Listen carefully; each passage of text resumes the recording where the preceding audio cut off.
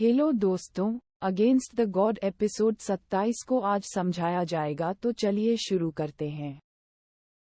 आज से पहले युनचे ने कभी भी अपनी भारी तलवार से अधिक शक्तिशाली हथियार का सामना नहीं किया था। हालांकि जैसे ही भारी तलवार स्टोन ड्रैगन जनरल पर पड़ी, उसे ऐसा लगा मानो स्वर्ग से कोई विशाल पर्वत उस पर हमला करने के लिए गिर गया हो। वह अचानक अपनी बाह की सारी संवेदना खो बैठा और भारी तलवार हवा में उड़ गई। वह स्वयं धरती पर धंस गया, एक तीर की तरह जमीन की सतह पर चला गया और अपने पीछे मिट्टी में लगभग 60 मीटर का निशान छोड़ गया। टकराना। भारी तलवार नीचे उतरी, चमत्कारिक ढंग से उसके पैरों के बगल में गिरी, कठोर धरती को भेदते हुए। चौंकाने वाली बात यह है कि तलवार के ब्लेड पर 2 इंच का निशान उभर आया था। युनचे के रुकने के बाद सब कुछ शांत था। उसका हाथ एक भयावह कोण पर पीछे की ओर मुड़ा हुआ था। ये बताना मुश्किल था कि क्या ये बुरी तरह से उखड़ गया था या बस टूट गया था। युनचे, नन्ही परी जोर जोर से रोने लगी और उसका हृदय चिंता से भर गया। अभी जब युनचे को जमीन पर पीछे की ओर फेंका गया था, तो उसने उसे अपनी छाती से कसकर पकड़ लिया था। उसे रत्ती भर भी चोट नहीं आई थी। हालांकि युनचे को स्पष्ट रूप से गंभीर चोट लगी थी। ऐसा झटका उनके अलावा किसी और के लिए भी घातक होता। छोटी परी को पता था कि युनचे के घायल होने का कारण वही थी। यदि वह उसकी रक्षा करने का प्रयास नहीं कर रहा होता, तो वह स्टोन ड्रैगन जनरल से तेजी से निपट सकता था। शायद उसने जीत हासिल नहीं की होती, लेकिन कम से कम उसे इतनी जल्दी ऐसी दयनीय स्थिति में नहीं डाला जाता। मैं ठीक हूँ। युनचे को बैठने के लिए संघर्ष करना पड़ा। बोलते समय उनकी आवाज कर्कश और थोड़ी दबी हुई थी। जब तक वह बैठा, स्टोन ड्रैगन जनरल लगभग 30 कदम दूर था। उसका दाहिना हाथ अभी भी पीछे मुड़ा हुआ था और वह अब इसे महसूस नहीं कर सकता था। एकमात्र चीज जो वह महसूस कर सकता था वह थी उसके कंधे में तेज दर्द। मुझे जाने दो। यदि तुम मरना नहीं चाहते, तो जल्दी करो और मुझे जाने दो। युनचे की दयनीय स्थिति के कारण चू युचेन की दृष्टि तैरने लगी। वह यह नहीं समझ पा रही थी कि वह उसकी रक्षा के लिए अपनी जान जोखिम में क्यों डालेगा और कुछ भी वापस नहीं रखेगा। लोग स्वभाव से स्वार्थी थे। जीवन को संजोना एक सहज प्रवृत्ति थी। वह वास्तव में समझ नहीं पा रही थी कि यह रहस्यमय युवक सिर्फ उसकी रक्षा के लिए अपने जीवन और अपने फायदे की इतनी उपेक्षा क्यों कर सकता है। कोई रास्ता नहीं। युनचे ने दांत पीसते हुए गंभीरता से कहा, अगर तुम मुझे जाने नहीं दोगे, मैं अपनी जीभ काट लूंगा और खुद को मार डालूंगा। चू युचेन के शब्दों के कारण युनचे की पुतलियां सिकुड़ गईं। उसने उसकी ओर देखने के लिए अपना सिर झुकाया।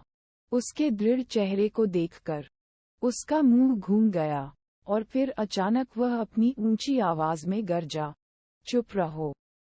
उग्र दहाड़ ने चू युचेन को लगभग बेहोश कर दिया। कब किसी ने उससे इस प्रकार बात करने का साहस किया था?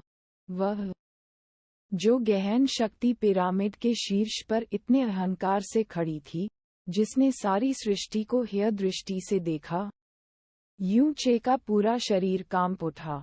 चू युचेन को घूरते हुए उसने कहा, छोटी परी, तुम्हें मेरी बात ध्यान से सुननी होगी। फिलहाल आप सम्राट गहन दायरे से आधा कदम दूर एक श्रद्धेय अभ्यासी नहीं हैं। आप जनता से ऊपर नहीं हैं।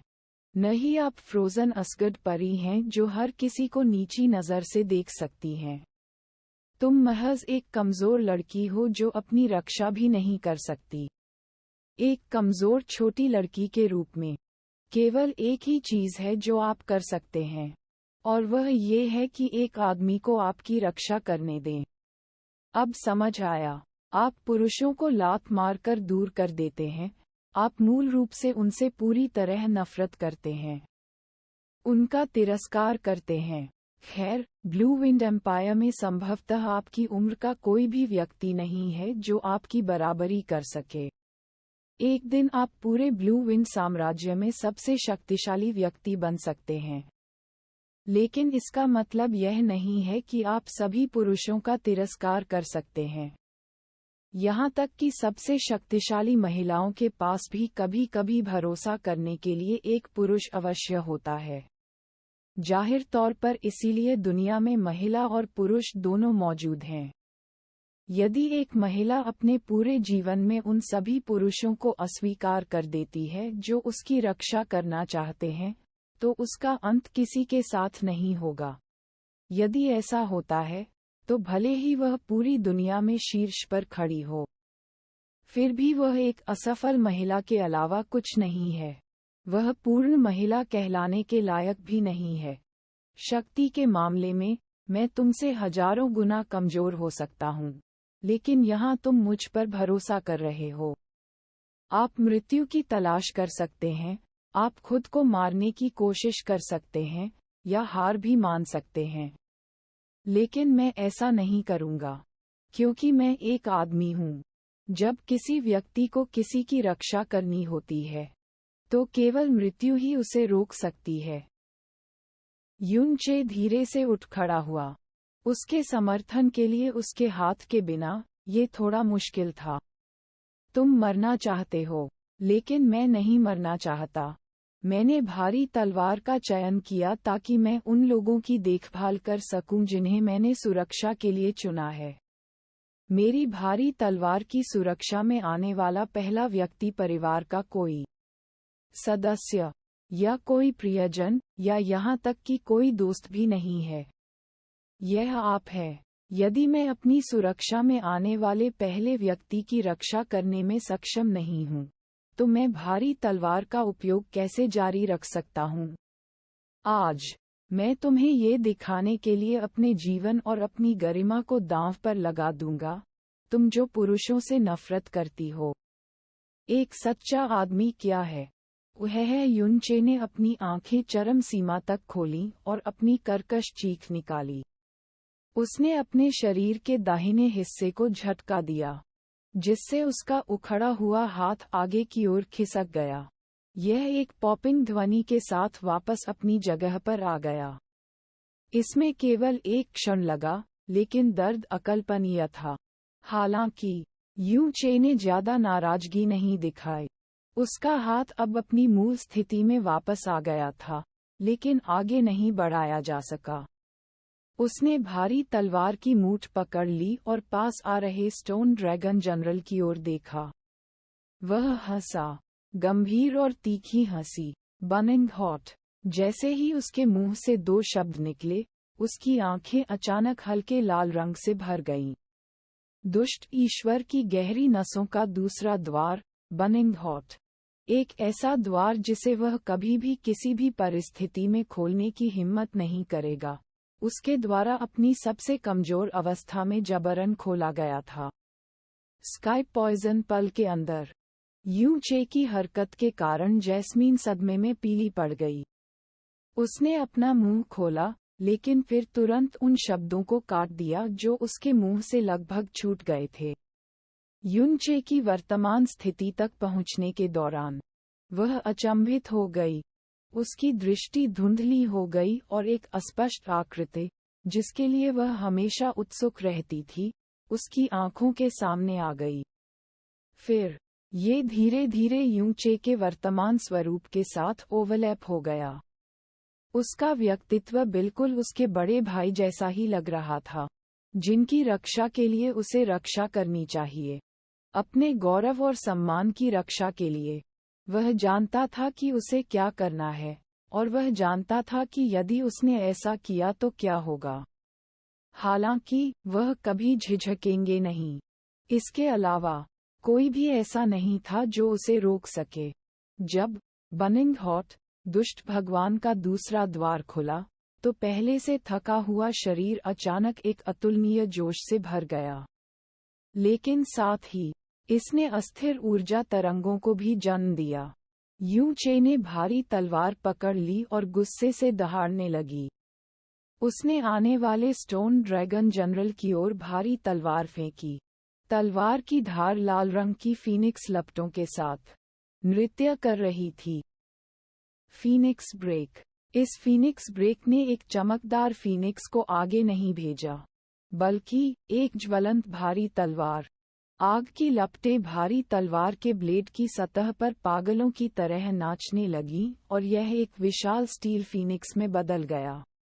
ये स्टोन ड्रैगन जनरल की ओर आगे बढ़ा क्योंकि आग की लपटें अजेय शक्ति से भरी हुई थीं।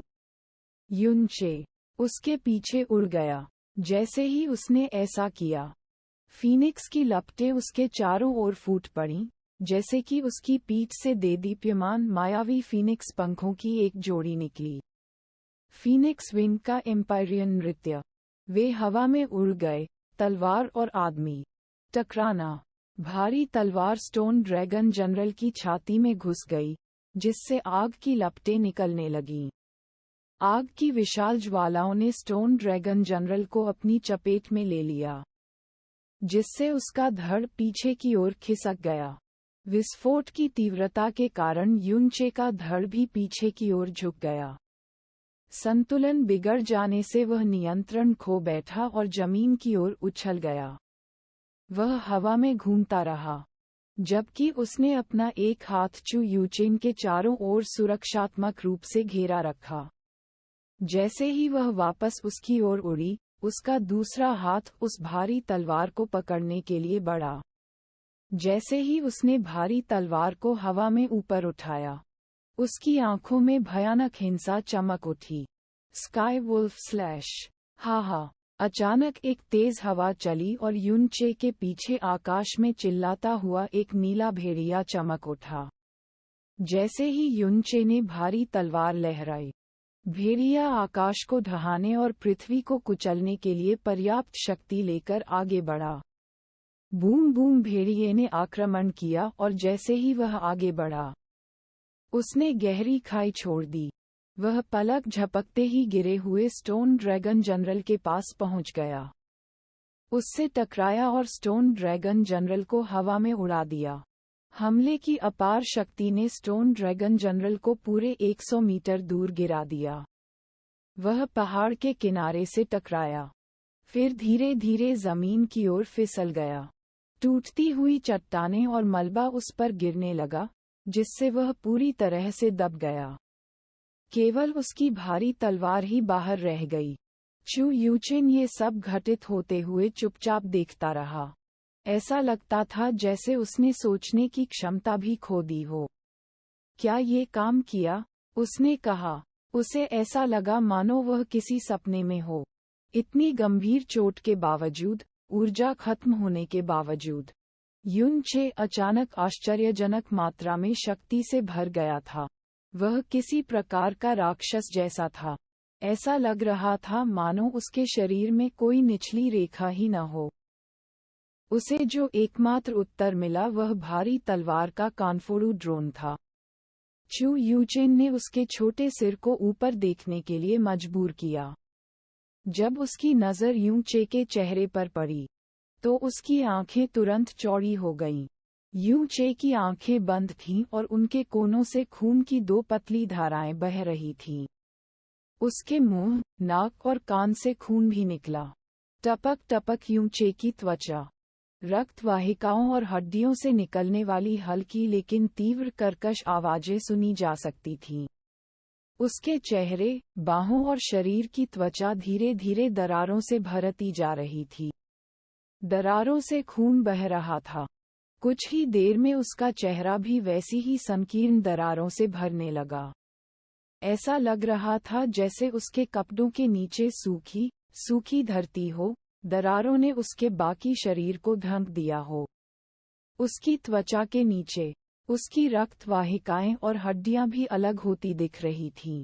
सामान्य स्थिति में बर्निंग हॉट का उपयोग करना काफी खतरनाक था, लेकिन कमजोर अवस्था में इसका उपयोग करना और भी बुरा था। युन चे ने भविष्यवाणी की थी कि ऐसा कुछ होगा। बर्निंग हॉट का उपयोग करने के बाद उसने जो 3 चालें चलीं, उससे उसकी सारी ऊर्जा और इच्छा शक्ति खत्म हो गई थी। शायद मरने से पहले यह उनकी महिमा की अंतिम चमक होगी। बाथम्प युनचे का बायां हाथ शिथिल हो गया और लिटिल फेयरी जमीन पर गिर गई। फिर युनचे बिना हिले डुले जमीन पर गिर पड़ा। उसे छोटी परी से एक भी शब्द बोलने का मौका नहीं मिला। यूचे, यूचे, यूचे। चू यूचेन जितनी जोर से चिल्ला सकती थी चिल्लाई और अपनी दाहिनी बांह से उसे छूने के लिए आगे बढ़ी, एकमात्र हाथ जो वह हिला सकती थी। हालांकि वह बहुत कमजोर थी। उनके बीच जो आधी गति थी, वह इतनी दूर थी कि उसे पार नहीं किया जा सकता था। उसने यूचे की ओर देखा, जो खून से लथपथ होकर निश्चल पड़ी थी और उसका दिल दर्द से धड़कने लगा था। यह एक ऐसा दर्द था जिसे उसने पहले कभी महसूस नहीं किया था। एक गहरे भय के साथ मिश्रित, ये डर कि युनचे मर सकता है। इससे पहले कि उसे एहसास होता कि क्या हो रहा है, उसकी दृष्टि धुंधली होने लगी। इस तथ्य ने उसके मन को स्तब्धता और भ्रम से भर दिया। क्योंकि वह रो रही थी। दर्जनों साल बीत चुके थे जिसमें उसने कभी नहीं सोचा था कि वह रोएगी, खासकर अपने से इतने नीचे के आदमी के लिए तो बिल्कुल भी नहीं। जो अपरिचित था, वह न केवल उसके बेकाबू आंसू थे, न ही वह असहनीय दर्द जो तीर की तरह उसके दिल में घुस गया था, बल्कि गहरा डर भी था। यहाँ वह रो रही थी। वह नहीं जानती थी कि वह क्यों रो रही थी, या उसे दर्द क्यों महसूस हुआ, या वह क्यों डरी हुई थी। वह रोने लगी, रोने की तेज लहरें जिन्हें वह रोक नहीं सकती थी, और रोक नहीं सकती थी। यूचे, यूचे, वह बेबसी और दुख से भरी आवाज में रो पड़ी। बूम! उसके चिल्लाने पर युनचे की ओर से कोई प्रतिक्रिया नहीं हुई। हालांकि पहाड़ की तलहटी में अचानक चट्टानों के ढहने की आवाजें आने लगीं। स्टोन ड्रैगन जनरल अचानक मलबे के ढेर से बाहर आया। जैसे ही वह एक बार फिर खड़ा हुआ, उसके शरीर से मलबा गिर गया। स्टोन ड्रैगन जनरल ने अपनी भारी तलवार उठाई और कदम दर कदम आगे बढ़ता गया। प्रत्येक कदम मृत्यु देवता के कदमों की आहट जैसा था। चू यूचेन निश्चल भाव से घूरता रहा। इस निश्चित मृत्यु की स्थिति में यूचे, जो पूरी तरह से खून से लथपथ थी, ने उसे, जो पूरे दिल से मौत की तलाश में थी, अचानक जीने की तीव्र इच्छा पैदा कर दी। क्योंकि उसका वर्तमान जीवन यूचे के स्वयं के जीवन और दृढ़ विश्वास से पूरी तरह सुरक्षित था। यदि वह मर गई, तो यूचे के सभी प्रयास और चोटें व्यर्थ हो जाती। चाहे वह खुद के लिए हो, या उसने उसके लिए जो कुछ भी किया था, वह अब और मरना नहीं चाहती थी, और इससे भी अधिक, वह नहीं चाहती थी कि युनचे मरे। यदि यह आज से पहले की बात होती, तो इस स्टोन ड्रैगन जनरल को खत्म करने में केवल 1 सेकंड का समय लगता। लेकिन इस समय, ये शत्रु जिस पर उसने पहले कभी नजर भी नहीं डाली थी, वह मृत्यु देवता बन गया था जिसका वह विरोध करने में असमर्थ थी। जैसे जैसे स्टोन ड्रैगन जनरल उसके करीब आता गया, उसकी अभिव्यक्ति और भी अधिक ठंडी और अनिच्छुक होती गई। इस समय उसकी आंखें अचानक चमक उठीं और उसे कुछ ऐसा याद आया जिसे वह कई वर्षों से भूली हुई थी। उसने अपना दाहिना हाथ खोलने के लिए संघर्ष किया और अपनी स्थानिक अंगूठी से एक बेहद छोटा कांच का मनका निकाला। फिर उसने उसे टुकड़े टुकड़े करने के लिए अपनी हर इंच ताकत का इस्तेमाल किया। तुरंत टूटे हुए मनके ने एक बर्फ नीले शानदार ऑरोरा का विस्तार जारी किया। उसके बाद नीली चमक चमकी और चू यूचेन और यूचे के चारों ओर एक बहती हुई बर्फ ऑरोरा बाधा बन गई। स्टोन ड्रैगन जनरल वर्तमान में 5 कदम की दूरी पर है। इसका शरीर बैरियर से टकराया और कठोर बैरियर से उछलकर वापस आ गया। स्टोन ड्रैगन जनरल ने 1 कदम पीछे लिया, अपने हाथों में विशाल तलवार उठाई और बैरियर पर जोरदार प्रहार किया। बूम! स्टोन ड्रैगन जनरल में शक्ति के साथ विस्फोट हुआ। फिर भी बर्फ नीला अवरोध केवल हल्का सा तरंगित हुआ और क्षतिग्रस्त होने का कोई संकेत नहीं दिखा। हालांकि स्टोन ड्रैगन जनरल का शरीर झटके से पीछे हट गया और 2 कदम पीछे गिर गया। वह बिना रुके आगे बढ़ता रहा और अपनी भारी तलवार से बैरियर पर बार बार हमला करता रहा, लेकिन वह बैरियर पर किसी भी प्रकार की दरार डालने में कभी सक्षम नहीं हो सका। चू यूचेन ने जो मन का तोड़ा था उसे फ्रोजन सोल बीड कहा जाता था। इसे टुकड़ों में तोड़ने के बाद एक फ्रोजन सोल बैरियर छोड़ा जाएगा। फ्रोजन सोल बैरियर की सबसे लंबी अवधि 10 घंटे तक चल सकती है। इतना ही नहीं, स्काई प्रोफाउंड दायरे से नीचे का कोई भी गहन अभ्यासी इसे नुकसान पहुंचाने में असमर्थ था।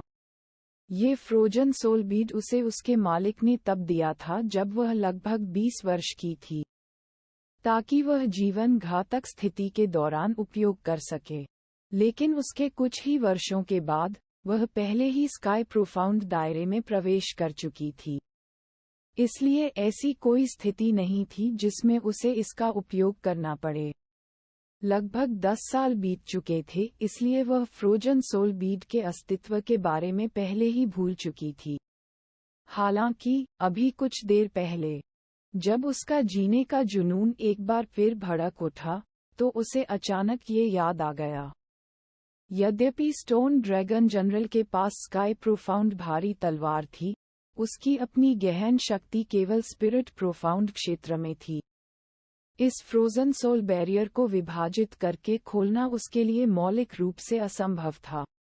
आसपास के स्टोन ड्रैगन योद्धाओं को, जिन्हें स्टोन ड्रैगन जनरल द्वारा बुलाया गया था, सभी आगे बढ़े और सभी प्रकार के हथियारों ने बैरियर पर बमबारी की। लेकिन भले ही ये स्टोन ड्रैगन योद्धा 100 बार या 1000 बार भी आए, लेकिन बैरियर पर जरा भी सेंध लगाने का कोई रास्ता नहीं था। फ्रोजन सोल बैरियर के अंदर वे फिलहाल सुरक्षित थे। हालांकि युन चे गतिहीन था, उसके सिर के सभी 7 छिद्रों से खून बह रहा था और घाव के निशान थे। फिर भी चू यूचेन को अपनी बेहद कमजोर जीवन शक्ति का एहसास हुआ। फ्रोजन सोल बैरियर की अस्थायी सुरक्षा के तहत वह चुपचाप यूं चे को देखती रही और चमत्कार होने का इंतजार करती रही, जिससे यूं चे फिर से खड़ा हो गया। चूंकि वह पहले भी कई बार खड़ा होने में सक्षम था, इसलिए वह निश्चित रूप से एक बार फिर खड़ा होने में सक्षम था। यूं चे वास्तव में अभी तक मरा नहीं था, और वह वास्तव में पूरे समय पूरी तरह से सचेत था। वह बस अपने शरीर को महसूस नहीं कर सका, कुछ भी नहीं देख सका और कुछ भी नहीं सुन सका। उनकी पूरी तरह से जागृत चेतना भी विशेष रूप से धुंधली थी। यदि उनकी अटूट इच्छा शक्ति का समर्थन नहीं होता, तो चेतना की यह शक्ति बहुत पहले ही नष्ट हो गई होती। फीनिक्स रक्त की 3 बूंदें उसके हृदय के पास सक्रिय रूप से प्रसारित हुईं और उसकी लपटों के भीतर उसकी अंतिम जीवन शक्ति की रक्षा की। मैं अभी नहीं मर सकता, कैसे कर सकते हैं? मैं यहीं मर जाऊंगा। छोटी चाची मेरा इंतजार कर रही हैं। बड़ी बहन भी मेरा इंतजार कर रही है। जैस्मीन ने मुझे जीवन में एक नया पट्टा दिया, और मैंने उससे किए गए अपने वादों में से एक भी पूरा नहीं किया। मैं बिल्कुल नहीं मर सकता। उसकी बमुश्किल बची हुई चेतना पूरी तरह से जीने की इच्छा में बदल गई थी। वह स्पष्ट रूप से जानता था कि जीवित रहने के लिए उसे तुरंत बर्निंग हॉट द्वारा अपने शरीर के टूटने को जबरन दबाना होगा। बात सिर्फ इतनी थी कि वह वर्तमान अपनी आंतरिक ऊर्जा को संगठित करने में असमर्थ था। बर्निंग हॉट के खुलने से उसकी गहरी नसें भी पूरी तरह से लकवाग्रस्त हो गई थीं। एकमात्र चीज जो वह जगा सकता था वह बुद्ध का महान मार्ग था जो उसकी चेतना में था। वह बाहरी दुनिया से कुछ भी महसूस करने में असमर्थ था, इसलिए वह स्वाभाविक रूप से परेशान होने में असमर्थ था। इस प्रकार की अवस्था में उसका मन एक प्रकार से एकाग्र शिखर पर पहुंच गया। उनके मन के अंदर बुद्ध के महान मार्ग का गहन सूत्र स्पष्ट रूप से सामने आया। मैं इस संसार की हर चीज का स्वामी हूँ। बुद्ध मेरे हृदय में विद्यमान है, इसलिए मैं महान मार्ग के योग्य हूँ। बुद्ध का महान मार्ग धीरे धीरे सक्रिय होने लगा, अपनी चेतना को प्रारंभिक बिंदु के रूप में उपयोग करते हुए। ये धीरे धीरे उसके टूटे हुए शरीर की ओर फैल गया और धीरे धीरे प्रकृति के सार में समाहित होने लगा।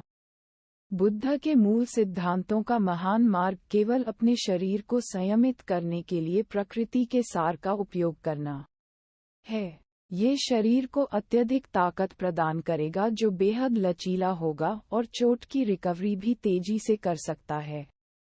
सबसे निचले स्तर पर बुद्ध का महान मार्ग प्रकृति के सार को अवशोषित कर सकता है। मध्यवर्ती स्तर पर ये प्रकृति के सार के मूल को ग्रहण कर सकता है और बाद के चरणों में किंवदंती है कि यह आदिम देवताओं के मूल सार को अवशोषित कर सकता है। यू चे की मौजूदा चोटें बहुत गंभीर थीं और वह मौत से काफी दूर थी। बुद्ध का सक्रिय महान मार्ग जलाओ लकड़ी की जलती हुई गाड़ी पर एक कप पानी से अधिक नहीं था। जिस गति से इसने उसकी चोटों को ठीक किया, वह उसकी चोटों के बिगड़ने की गति को पकड़ने में पूरी तरह से असमर्थ थी।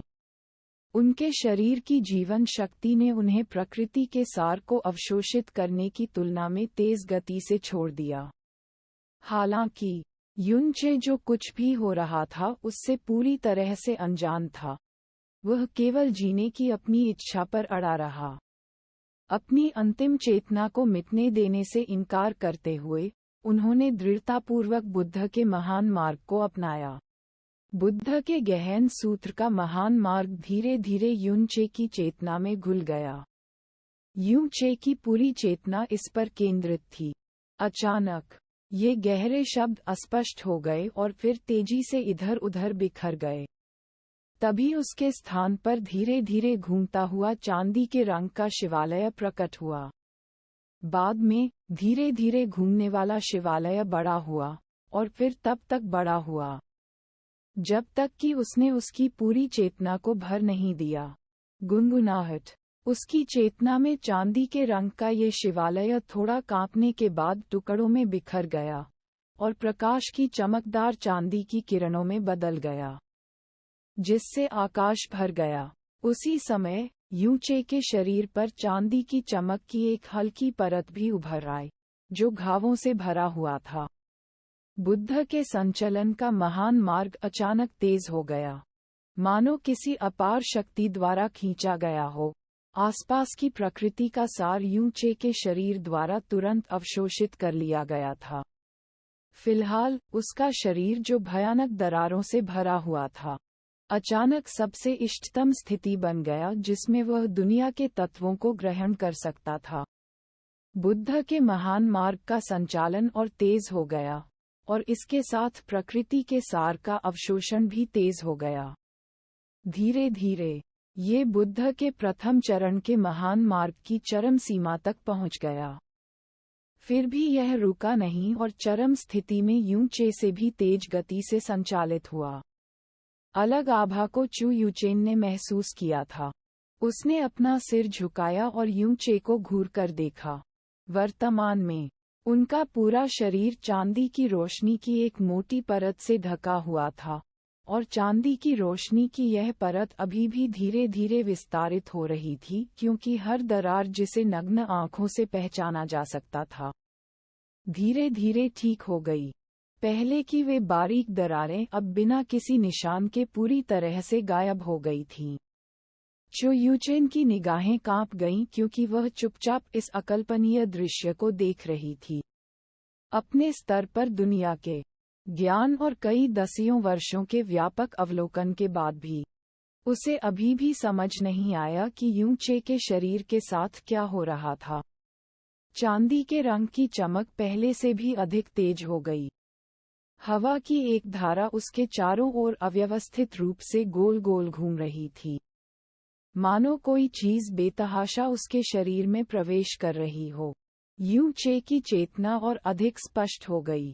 उसे धीरे धीरे अपने शरीर, सिर, छाती और अंगों के अस्तित्व का एहसास होने लगा। जो कुछ उसके पास आया वह तीव्र दर्द नहीं था, बल्कि एक प्रकार की जंगली खुशी थी।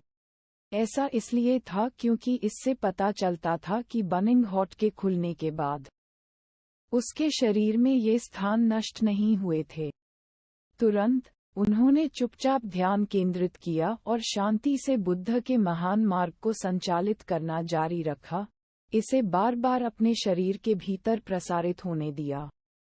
1 बार, 2 बार 10 चक्र, 100 चक्र, 300 चक्र। बुद्ध के महान पथ के पूरे 30 चक्रों के बाद अंततः वह अपने शरीर के सभी अंगों को महसूस करने में सक्षम हो गया।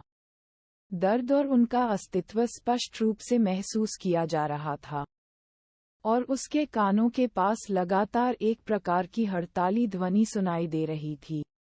100 चक्रों के बाद उसकी गहरी नसें अपने पक्षाघात से जाग उठीं। उसने महसूस किया कि बाहरी दुनिया से एक बाहरी शक्ति तेजी से उसकी गहन नसों के माध्यम से उसके 54 गहन प्रवेश द्वारों में प्रवेश करती है, और बेहद चौंकाने वाली दर से तेजी से उसकी गहन शक्ति को बहाल करती है। शक्तिहीन और कठोर शरीर होने का एहसास धीरे धीरे खत्म हो गया। 200 चक्रों के बाद उनके पूरे शरीर का दर्द पूरी तरह गायब हो गया। 300 चक्रों के बाद युनचे ने धीरे धीरे अपनी आंखें खोलीं, जिससे ब्लेड की ठंडी धार के समान एक मर्मज्ञ चमक निकल रही थी। बुद्ध के महान मार्ग का दूसरा चरण मृत्यु के निकट के अनुभव के दौरान चमत्कारिक रूप से प्राप्त हुआ था, जिसमें वह जीवन से चिपके हुए थे। बुद्ध का महान मार्ग एक गहन कला थी जो क्रोधित भगवान की थी। प्रत्येक चरण की सफलता के लिए मानसिक और शारीरिक समझ के साथ साथ भाग्यशाली अवसरों की बहुत लंबी अवधि की आवश्यकता होती है, जिन्हें केवल संयोग से ही खोजा जा सकता है। युनचे को बुद्ध के महान मार्ग के पहले चरण में पूरी तरह से महारत हासिल करने में 1 महीने का भी समय नहीं लगा। जैस्मिन की नज़र में ये कारनामा पहले से ही एक चमत्कार था। उसके लिए, भले ही युनचे की समझ चौंकाने वाली थी, दूसरे चरण तक पहुंचने के लिए उसे कम से कम 1 वर्ष के समय की आवश्यकता होगी। उसने कभी नहीं सोचा होगा, और युनचे ने कभी नहीं सोचा होगा कि मौत के कगार पर है, जबकि अत्यधिक एकाग्रता में है, जबकि जीने के लिए कुछ भी करने में संकोच नहीं कर रहा है। इन खतरनाक प्रमुख परिस्थितियों में जब युनचे को कुछ भी समझ में नहीं आ रहा था, बुद्ध का महान मार्ग वास्तव में दूसरे चरण में पहुंच गया था, और हर बार जब किसी मंच को पार किया जाता था, तो उसके साथ साथ किसी के शरीर और हड्डियों का त्याग भी होता था।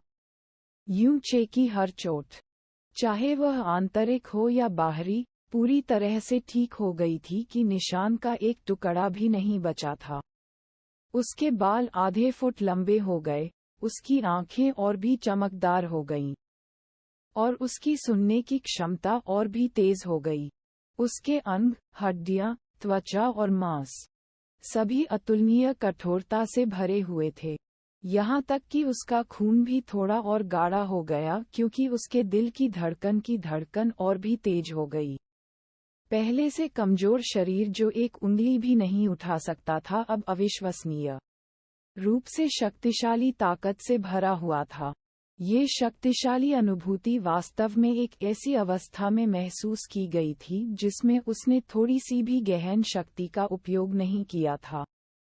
जैस्मीन ने उसे पहले बताया था कि बुद्ध के महान मार्ग का दूसरा चरण शरीर को कुल 4000 किलोग्राम की ताकत देगा। युनचे जमीन से ऐसे उछला जैसे कोई काप पानी से बाहर निकल रहा हो। अपने हाथों को देखते हुए उसे अपने पूरे शरीर में बिजली का बुदबुदाहट महसूस हुई, जैसे कि वह सपने में हो। युनचे की अचानक छलांग ने निस्संदेह चू युचेन को चौंका दिया। उसने युनचे को देखा और कमजोर होकर कहा, युनचे तुम इस समय युन चे के होश खोने और फ्रोजन सोल बैरियर के खुलने के समय से 6 घंटे पहले ही बीत चुके थे। चू यूचेन की वर्तमान स्थिति के साथ उसने सो जाने का दृढ़ता से विरोध किया था और दर्द से यूं चे के जागने और फिर से खड़े होने का इंतजार कर रही थी।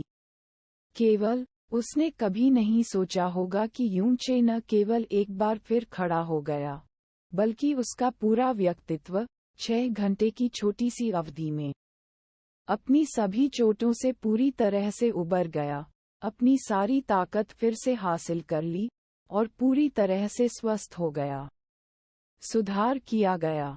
मैं अब ठीक हूँ। यूं चे ने दोनों हाथ नीचे कर दिए।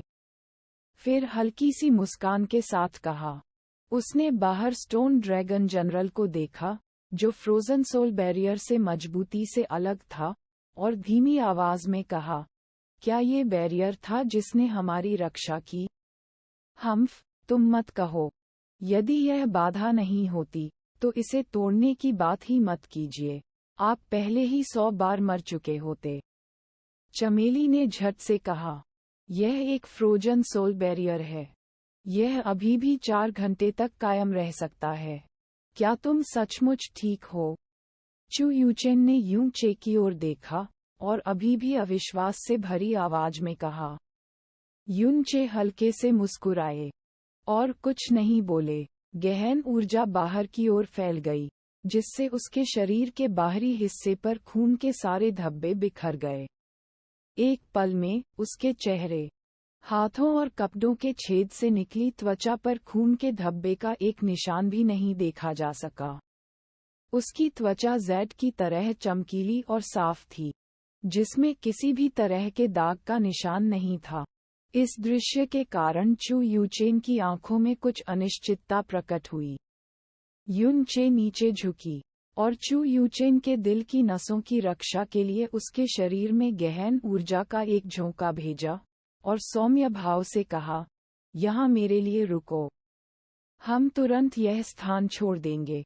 बोलने के बाद यूं चे ने फर्श पर पड़ी भारी तलवार पकड़ ली और फ्रोजन सोल बैरियर से बाहर निकल गई। फ्रोजन सोल बैरियर एक सुरक्षात्मक वार्ड था और एक आइसोलेशन वार्ड भी था। कोई प्रवेश नहीं कर सकता था, लेकिन कोई जा सकता था। बुद्ध के महान मार्ग के दूसरे चरण में प्रवेश करने से यूं चे के शरीर की ताकत बहुत बढ़ गई थी। उसके हाथ में 1950 किलोग्राम भारी तलवार इतनी हल्की लग रही थी मानो उसका अस्तित्व ही न हो। ये हल्की तलवार थामने वाले एक सामान्य गहन अभ्यासी की तुलना में बहुत हल्का महसूस हुआ। एक बार जब वह फ्रोजन सोल बैरियर से बाहर निकला, तो उसने भारी तलवार को क्षैतिज रूप से बाहर की ओर घुमाया। विस्फोटों की एक श्रृंखला के साथ उन स्टोन ड्रैगन योद्धाओं को चूर्णित फलियों की तरह टुकड़े टुकड़े कर दिया गया। अतुलनीय संपूर्णता से कुचला हुआ। फिर उसका शरीर घूम गया और हवा में ऊंची छलांग लगा दी। धीमी गर्जना के साथ उसने सीधे स्टोन ड्रैगन जनरल पर प्रहार किया।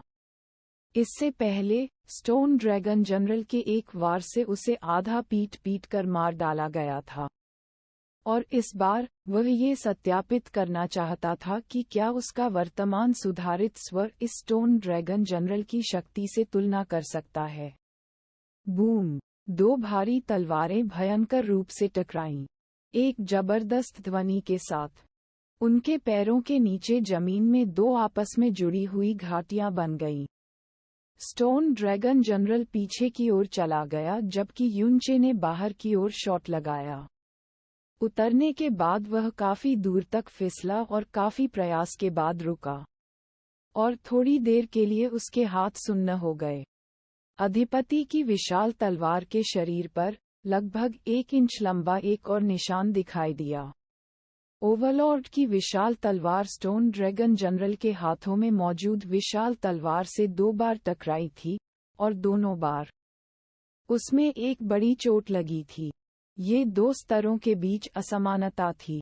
यूं चे की भौहें थोड़ी सी झुक गईं, हालांकि उसकी ताकत बहुत बढ़ गई थी। स्टोन ड्रैगन जनरल ने स्पिरिट प्रोफाउंड दायरे के 5वें स्तर को प्राप्त कर लिया था और उसके पास एक अत्यंत दुर्लभ स्काई प्रोफाउंड भारी तलवार थी। इसका डटकर सामना करने के उनके विचार अभी भी थोड़े भोले थे। हालांकि यूं चे की अभिव्यक्ति से कोई बेचैनी नहीं झलक रही थी। प्रिशन गॉड सीरियस टॉम को अपने पास रखते हुए वह भारी तलवार चलाने वाले विरोधियों से कम डरता था, क्योंकि वह भारी तलवार के हर पहलू से बहुत परिचित था। उसकी नज़र स्टोन ड्रैगन जनरल के हाथों में अजीब आकार की भारी तलवार पर पड़ी और उसकी आंखों में एक असामान्य अभिव्यक्ति बार बार चमकती रही। आकाश गहन हथियार पूरे ब्लू विंड एम्पायर में शायद केवल 10 ही थे। जहां तक स्काई प्रोफाउंड स्तर की भारी तलवारों का सवाल है, वे अस्तित्व में ही नहीं थीं। लेकिन आज वास्तव में उसके ठीक सामने एक था। हालांकि वर्तमान सेटिंग परीक्षणों का क्षेत्र थी, चूंकि कोई भी मर सकता था या दायरे से बाहर निकल सकता था। इसका मतलब था कि इस जगह में सब कुछ वास्तविक था, गुप्त फीनिक्स परीक्षणों की सपनों की दुनिया के विपरीत। इसका मतलब ये भी था कि उसके सामने स्काई प्रोफाउंड हथियार भी असली था। इस विचार के साथ यूं चे ने अपना सिर उठाया और भारी तलवार ऊपर उठा ली। उसने स्टोन ड्रैगन जनरल पर बिजली की तरह हमला किया, लेकिन इस बार उसने स्टोन ड्रैगन जनरल पर सीधा हमला जारी नहीं रखा, बल्कि जैसे ही उसकी भारी तलवार उसका वार झेलने के लिए आगे आए, उसने स्टार गॉड की ब्रोकन शैडो का उपयोग करके अपनी स्थिति बदल दी। वह उसकी बाईं ओर चमका और भारी तलवार से उसे अपनी पूरी शक्ति से नष्ट कर दिया। स्टोन ड्रैगन जनरल के शरीर की शारीरिक शक्ति और शक्ति, साथ ही उसके हथियार, दोनों अविश्वसनीय रूप से भयावह थे। लेकिन इसमें एक बड़ी खामी थी, जो थी इसकी गति। यूं चे ने अपनी सफलता से पहले अपनी अर्धमृत अवस्था में इसे स्पष्ट रूप से समझ लिया था। एक उछाल के साथ भारी तलवार स्टोन ड्रैगन जनरल के दाहिने कंधे पर जोर से लगी। उसके कंधों पर सुनहरा पीला कवच एक पल में गिर गया, लेकिन उसका शरीर केवल एक पल के लिए बाईं ओर तिरछा खड़ा रहा। इसने अपना संतुलन भी नहीं खोया। उसके हाथों में तलवार क्षैतिज रूप से कटी हुई, उसकी ओर बढ़ती हुई। स्टोन ड्रैगन जनरल के जवाबी हमले से बचकर यूं चे बहुत दूर भाग गया। फिर उसने अपने दांत निकाले। इस आदमी का शरीर बहुत मजबूत है, यहाँ तक कि यह भारी तलवार भी इसे घायल नहीं कर सकती। यह कोई आश्चर्य की बात नहीं है कि बर्निंग हॉट के प्रभाव में फीनिक्स ब्रेक, फीनिक्स विंग के एम्पायरियन डांस और स्काई वुल्फ स्लैश की संयुक्त स्ट्राइक प्राप्त करने के बाद भी यह नहीं मरा। मुझे विश्वास नहीं हो रहा है कि आप इतनी दृढ़ता से विरोध जारी रख पाएंगे। यूं चे की आंखें चमक उठीं और वह एक बार फिर आगे बढ़ा। वह स्टार गॉड की ब्रोकन शैडो के साथ स्टोन ड्रैगन जनरल के परिवेश में घूमता रहा और कई बाद की छवियों को पीछे छोड़ गया। स्टोन ड्रैगन जनरल का हर हमला बेहद भयावह था, लेकिन उन सभी ने यूं चे द्वारा छोड़ी गई बाद की छवियों को प्रभावित किया, जबकि यूं चे का हर हमला उसके शरीर पर सटीक रूप से गिरा। Boom boom. यूं चे द्वारा कई दसियों बार भारी प्रहार किए जाने के बाद स्टोन ड्रैगन जनरल के शरीर पर सुनहरे पीले कवच में छेद हो गए, लेकिन उसका शरीर अभी भी मूल रूप से सुरक्षित था। स्टोन ड्रैगन जनरल ने अपने शरीर को आधा घुमाया और अपनी भारी तलवार को यूं चे की ओर क्षैतिज रूप से घुमाया, लेकिन इस बार यूं चे ने बचने के लिए पीछे की ओर छलांग नहीं लगाए। फीनिक्स विंग का एम्पायरियन नृत्य। बूम। इस हमले के लिए यूं चे ने स्टोन ड्रैगन जनरल के सिर को हमले के बिंदु के रूप में चुना। एक विस्फोट की आवाज के बाद स्टोन ड्रैगन जनरल के सिर के केंद्र से लौ का एक गोला फूटा। स्टोन ड्रैगन जनरल का हेलमेट सीधे टूट गया और उससे एक दर्दनाक चीख निकली। इसके शरीर ने आखिरकार पहली बार अपना संतुलन खो दिया और वह थोड़ी देर के लिए पीछे की ओर लड़खड़ा गया। उसके शरीर की वर्तमान स्थिति के तहत संतुलन बनाए रखने के लिए उसके बाएं हाथ ने अनजाने में भारी तलवार छोड़ दी, और यूं चे जिसका इंतजार कर रहा था, ठीक वही क्षण था जब उसके एक हाथ से भारी तलवार छूट गई। जब वह केवल एक हाथ से तलवार पकड़ रहा था, भारी तलवार की एक और कमजोरी थी कलाई। क्योंकि भारी तलवार बहुत भारी थी, उसे लहराते समय उसे पकड़ने के लिए दोनों हाथों का उपयोग करना पड़ता था। केवल दोनों हाथों से पकड़कर ही कोई भारी तलवार की अधिकतम शक्ति प्रदर्शित कर सकता था। लेकिन यह इसके अत्यधिक वजन के कारण भी है कि जब कलाई पर भारी प्रहार होता है, तो भारी तलवार का हाथ से छूटना बहुत आसान होता है, खासकर जब केवल एक हाथ ही तलवार को पकड़ रहा हो। स्टोन ड्रैगन जनरल की दाहिनी कलाई के स्थान पर ध्यान केंद्रित करते हुए जैसे ही युन चे उतरा, वह बिजली की तरह आगे की ओर चला गया, और उसके चारों ओर गहन ऊर्जा की आभा अचानक अतुलनीय रूप से अराजक हो गई। गिरता चांद, डूबता तारा। जैसे ही स्टोन ड्रैगन जनरल का शरीर स्थिर हुआ, यू चे की भारी तलवार, जो अपनी सामान्य ताकत से लगभग 10 गुना अधिक ताकत लेकर आए, भारी तलवार पकड़े हुए स्टोन ड्रैगन जनरल की कलाई पर जोरदार और सटीक वार किया। टकराना। टक्कर की गगनभेदी आवाज के भीतर स्टोन ड्रैगन जनरल ने एक बार फिर दर्दनाक चीख निकाली। उसका पूरा हाथ ऊपर उठ गया था और उसे ढकने वाला कवच भी पूरी तरह टूट गया था। अजीब आकार की भारी तलवार उसके हाथ से उड़ गई, जैसा कि युन चे को उम्मीद थी। कई दसियों मीटर तक उड़ान भरने के बाद ये भारी मात्रा में उतरा। इसके उतरने से ठीक पहले भूस्खलन जैसी आवाज के साथ जमीन में कई मीटर लंबी खड्ड दिखाई दी। यूं चे भारी तलवार के सामने आकर धराशायी हो गया, जो स्टोन ड्रैगन जनरल के हाथों से उड़ गई थी।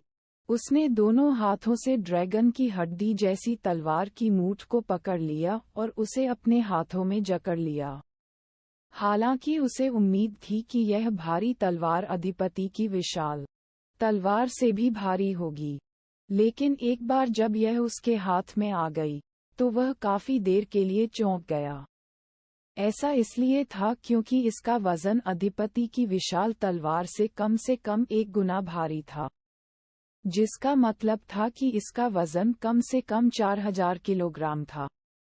यदि उसने बुद्ध के महान मार्ग को नहीं तोड़ा है, भले ही वह इसे उठा सके, तो उसे इसे अधिपति की विशाल तलवार की तरह स्वतंत्र रूप से उपयोग करने के बारे में सोचना भी नहीं चाहिए। हालांकि वे दोनों भारी तलवारें थीं, लेकिन इस तलवार को पकड़ने पर युन चे को जो अनुभूति हुई, वह अधिपति की विशाल तलवार को पकड़ने की तुलना में स्वर्ग और पृथ्वी जितनी भिन्न कही जा सकती है। उनके पूरे व्यक्तित्व की आभा में भी पूर्ण परिवर्तन आ गया, और वे खुले पंजे और दांतों वाला एक भयंकर बाघ बन गए, जो झपटने की प्रतीक्षा कर रहा था और धरती हिलाने वाली ताकत के साथ विस्फोट करने के लिए तैयार था। उनकी गहन ऊर्जा भारी तलवार में प्रवाहित हुई और तलवार का नाम उनके दिमाग में प्रकट हुआ। ड्रैगन। गलती। कितनी अच्छी तलवार है, कितना अच्छा नाम है, यूं चे ने धीमी आवाज में कहा, और उसके मुंह के कोने में हल्की सी मुस्कान आ गई। हालांकि स्काई प्रोफाउंड वेपन और अर्थ प्रोफाउंड वेपन के बीच केवल एक बड़ा अंतर था, लेकिन इसके वजन, शक्ति और आभा में अंतर स्वर्ग और पृथ्वी के बीच के अंतर जैसा था। ड्रैगन फॉल्ट हारने के बाद स्टोन ड्रैगन जनरल की आभा 1 गुना से भी अधिक कम हो गई, बिल्कुल एक भयंकर बाघ की तरह जिसके पंजे और दांत बाहर निकल गए थे। इससे ऐसा हुआ कि युन चे को इससे कोई खतरा महसूस नहीं हो सका। उसकी नज़र स्टोन ड्रैगन जनरल की ओर गई, और ठंडी हंसी के साथ कहा, इस तलवार का उपयोग करके जो तुमने मुझे दी है, मैं तुम्हें वापस पश्चिम भेज दूंगा। जैसे ही उसकी आवाज सुनाई दी, वह स्टोन ड्रैगन जनरल की ओर बढ़ गया। हवा के तेज झोंके के बाद यूचे के हाथों में भारी तलवार ड्रैगन फॉल्ट ने पहली बार अपनी अत्याधुनिक धार प्रदर्शित की। गड़गड़ाहट की आवाज के बीच ड्रैगन फॉल्ट ने स्टोन ड्रैगन जनरल के शरीर पर वार किया। केवल एक अतुलनीय कानभेदी चीर ध्वनि सुनी जा सकती थी, और सुनहरे पीले कवच की परत पतले कागज की परत की तरह बिखर गई। स्टोन ड्रैगन जनरल ने धीमी गर्जना की, और उसका शरीर कई कदम पीछे चला गया। उसके ठोस शरीर पर 1 इंच से अधिक गहरा और 2 फीट से अधिक लंबा निशान रह गया। इस एक प्रहार के परिणाम से यूनचे खुशी से मुस्कुराने लगा। स्टोन ड्रैगन जनरल के संतुलन ठीक होने की प्रतीक्षा किए बिना उसने हवा में ऊंची छलांग लगा दी, क्योंकि उसका पूरा शरीर फीनिक्स की लौ से जल उठा। उसकी नज़र स्टोन ड्रैगन जनरल के सिर पर पड़ी, और उसने ठंडी आवाज में कहा, आइए देखें कि क्या आपका सिर इस स्काई प्रोफाउंड हथियार की शक्ति का सामना कर सकता है। फीनिक्स विंग का एम्पायरियन नृत्य। फाड़ना। यूनचे का लौ से ढका शरीर हवा में फट गया और आसमान में ऊपर से स्टोन ड्रैगन जनरल के सिर पर जा लगा। एक उछाल के साथ आग की लपटें फूट गईं और फीनिक्स लौ की शक्ति ड्रैगन फॉल्ट के साथ मिलकर भड़क उठी। स्टोन ड्रैगन जनरल के मोटे और भारी हेलमेट के साथ साथ उसका ठोस सिर भी एक पल में टूट गया, जिससे आकाश पत्थर के टुकड़ों से भर गया। यूनचे नीचे की ओर उड़ी और तेजी से जमीन पर आ गिरी। दोनों हाथों ने ड्रैगन फॉल्ट को उसके सामने क्षैतिज रूप से पकड़ रखा था, और उसकी आंखों में एक अतुलनीय उत्साहित रोशनी दिखाई दे रही थी। उसके पीछे स्टोन ड्रैगन जनरल, जिसका सिर पूरी तरह से चकनाचूर हो गया था, धीरे धीरे पीछे की ओर गिर गया। फिर एक दबी हुई धमाके की आवाज के साथ ये जमीन पर गिर गया, जिससे आकाश में धूल का बादल छा गया।